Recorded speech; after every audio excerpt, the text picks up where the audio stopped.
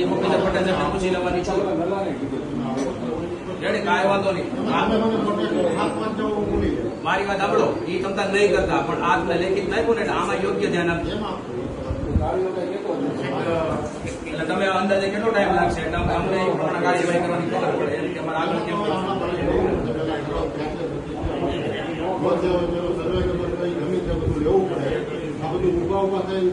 એવું નથી કેતા. ભલે 5 દિવસ 7 દિવસ મહિનો દિવસમાં તો તમે કરશો કેટલી કાર્યવાહી 30 દિવસમાં તમારે દેવાનું હોય. તમે ક્યારે આપો છો હું છું તમે જાણી લેજો.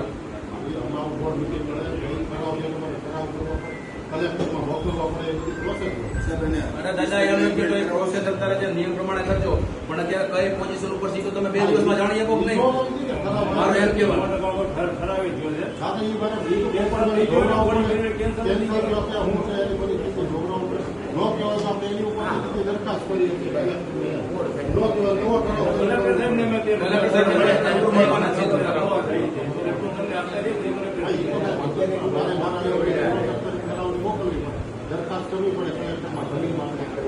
આઠ દિવસથી ચિત્તર રોડ ઉપર અહીંથી હેરવા માંડી આપણે કયું મંદિર જોયું દત્ત મંદિર માંડીને ઠેર અમરેલી પૂરું થઈ જાય 8 દિવસથી લાઈટ બનશે. એક ભાઈ ફોન કર્યો ને બ્લોક માં નાખ્યો. પછી એને મારા કાયદાની ભાષા સમજાય ભાઈ સીધા આવી ગયા, અત્યારે લાઈટ કરી ગયા કે જયારે વ્યવસ્થિત આપણે સાહેબ કરી ત્યારે નથી હાલતા. એટલે પછી કાયદા ભાષામાં કેવું પડે ત્યારે દોડવા પડે. આ નિયમ છે સરકારી કચેરી. આમાં ભાઈ ઓછી કોપી કે લગભગ આમાં બધા ઉભા ને મિત્રો એમાં એક્ઝેક્ટ મને ખબર નથી કે ઘણા ટાઈમ પહેલાની વાત છે. એટલે સાહેબ આ કાગળ ફાઇલ નહોતી જાય છે. નૈતિક જવાબદારી ચીફ ઓફિસર તરીકે તમે રિક્વેસ્ટ કરી છે. પછી આ એવા ટર્ને ચડી જાય ને નગરપાલિકાનું કામકાજ એટલું નબળું એટલું બોધું છે ને કે એની વાત જવા દે. લોકોની ફરિયાદો અઢળક હોય છે, કામ થતા નથી. પણ આ કામ એક સમાજનું હોય ને વાડીનું સરસ મજાનું નિર્માણ થાય એટલા માટે આ બધા જ મિત્રો તમારી પાસે બધા કામ ધંધાવાળા બધા નોકરીવાળા બિચારા છે, તેમ છતાં તમારી પાસે આશા લઈને આવ્યા. એટલે આનું તાત્કાલિક જો ધોરણે નિરાકરણ થાય તો અમે સરસ મજાનું વાડીનું સાહેબ નિર્માણ કરી શકીએ. તમે 6 મહિના પછી માનો કે રિટાયર થઈ જવાના તેમ નહીં કહેતા કે હું તો ગયો ગયો. સાચી વાત. પહેલા એ જોડાવો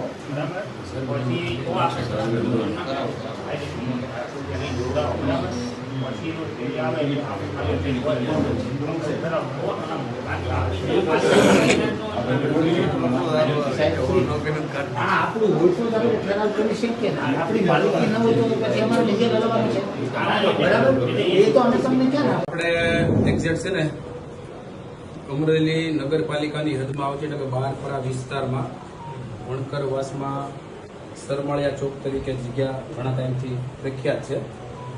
અને ત્યાં મોટી જગ્યા પડી છે એટલે કે 90/110 એવડી વિશાળ જગ્યા પડી છે.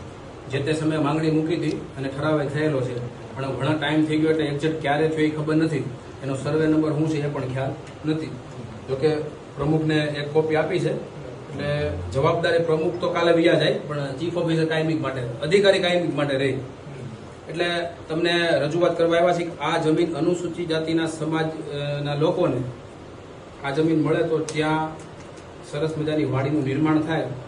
અને મોટાભાગે અનુસૂચિત જાતિ સમાજ પછાત લોકો ત્યાં રહે છે મોટાભાગે. પછી મફતિયાપરા હોય, એનાથી આગળ બાયપાસ છે, લીલિયા ચોકડી છે, અને વાડી છે પણ ચિત્તર રોડ પર વાડી છે. એ વાડી ટૂંકમાં એવડી સ્પેસ એટલે કે જગ્યા નથી, નાની વાડી છે. એટલે કે જ્યારે કોઈ લગ્ન હોય ત્યારે બૈરા અને જેન્ટ્સ ભેગા થઈ જાય તો તકલીફ થાય. એટલે આ વાડી જો બને તો વિશાળ વાડી થાય એમ છે. એટલે આ જે જમીન છે અત્યારે કયા સ્ટેજ ઉપર છે, કયા રેકોર્ડ ઉપર છે, એનો સર્વે નંબર શું છે એ તાત્કાલિક જો સાહેબ અમને મહિના દિવસમાંની ખબર પડી જાય તો રાજકીય લેવલથી અને સમાજના લોકો લગભગ બધા જવાબદારવાળા વ્યક્તિઓ બધા આવ્યા છે. છગન કાકા તો એ નોકરી કરતા તમને સાહેબ ખ્યાલ નહીં હોય, નગરપાલિકામાં ફરજ પોતાની બતાવી અને વય મર્યાદા હિસાબે રિટાયર થયા. તો સાહેબ આ તાત્કાલિક ધોરણે અમને જો જગ્યાની ક્યાં સ્ટેજ ઉપર છે અમને તાત્કાલિક ખબર પડે ને તો અમને આગળની કાર્યવાહી કરવાની ખબર પડે. આ અનુસંધાને આજ રોજ અમે કલેક્ટર સાહેબને મળવાના છો કે મુખ્યમંત્રી સાહેબ આવવાના હોય તો બધા મોટાભાગે સ્ટાફ છે રોકાયેલો હોય. પણ સાહેબ આમાં તાત્કાલિક થાય તો અમને સમાજને વાડી સરસ મજાની મળે અને એમાં લોકો સારા નરવા પ્રસંગ પણ કરી શકો.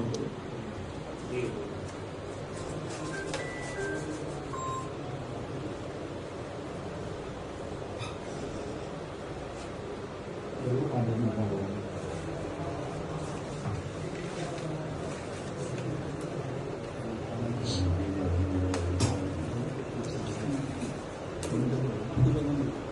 હોય તો ભલે આપણે થોડું ઘણું આડું અવળું કરીને વાળી રાખીએ પણ સાહેબ મરણ પરણ હોય ત્યારે સમાજ બહુ મોટી અમારા આંગણા ત્યારે એમને ચારે કોર જે કાંઈ બાંધછોડ કરતા હોય ને ચોમાસાના પ્રશ્નો હોય ઉપરથી પાણી પડતું હોય અને